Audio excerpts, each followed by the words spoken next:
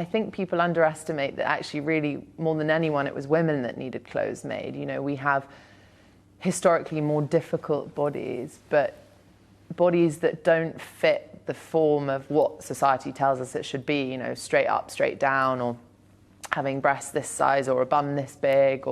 And so it's been a huge struggle for women forever to try and find clothes that fit them as they should, and have clothes fit them rather than them squeeze themselves into clothes and make that work.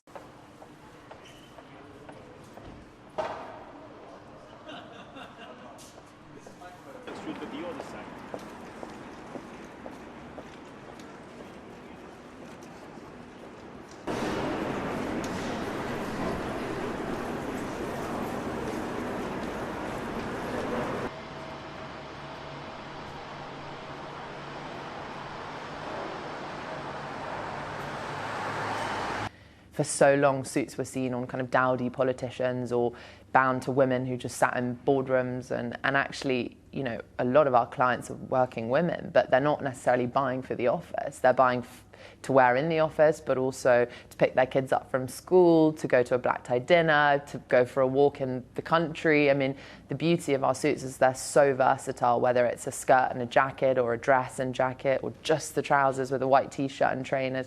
That's maximising that product's value. Hi Bex, hi. Oh goodness. Then you've got your suit on, it looks great. You've got your linings.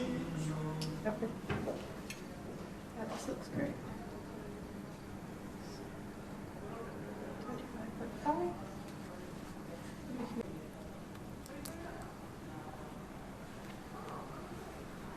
First measurement.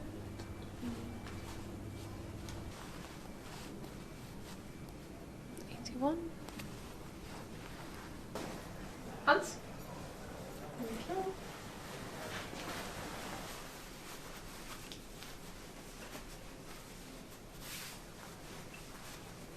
For businesses like ours that focused and put their values on things such as sustainability or longevity, durability, all the things that I talked about, our businesses just flourish, because that same £2,000 they might spend on some hugely expensive ball gown made in a kind of sweatshop somewhere, suddenly they were thinking, where do I want my £2,000 to go, and where can I maximise that value and support small businesses or support craftsmanship and have something that I want to pass down to my daughter or the next generation.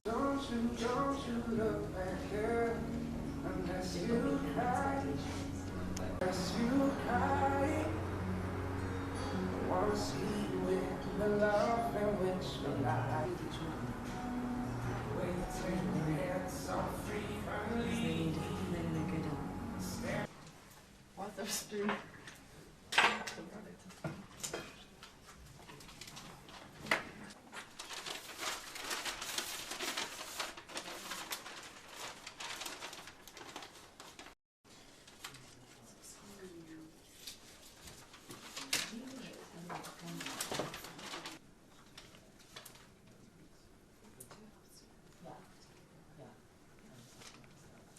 If you really break down the cost per wear, you can get down to almost pennies if you really, you know, wear this item from us on a daily basis.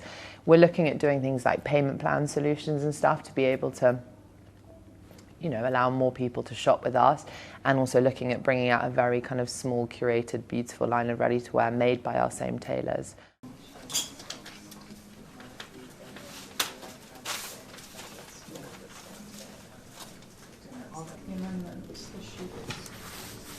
Tell me what shirt you used. I know this is their size set, but we're going to have our own size set. So we specify which one, then they put it on the wash guide. So you need to fill that in. But I'm guessing it's 100%. Oh, so we need to really the composition. Yeah, there's somewhere. If you want to look at all the pictures, We left those blank. The size chart. Right, okay. And then what they've asked the measurements to be amended to.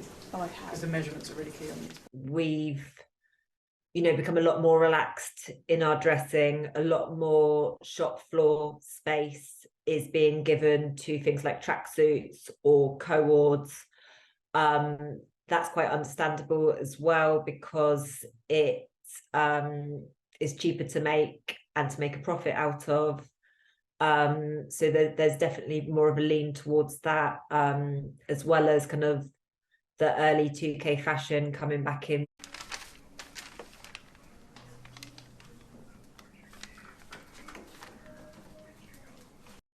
I just you sent me an email with no information, anything.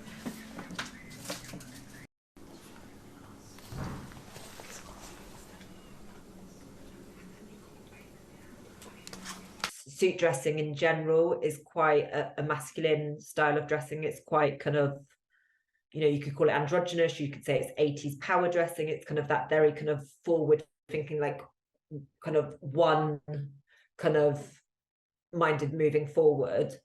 And in those kind of structures and those environments where wearing a suit was expected in the first place, the needle hasn't changed a great deal yet with those environments.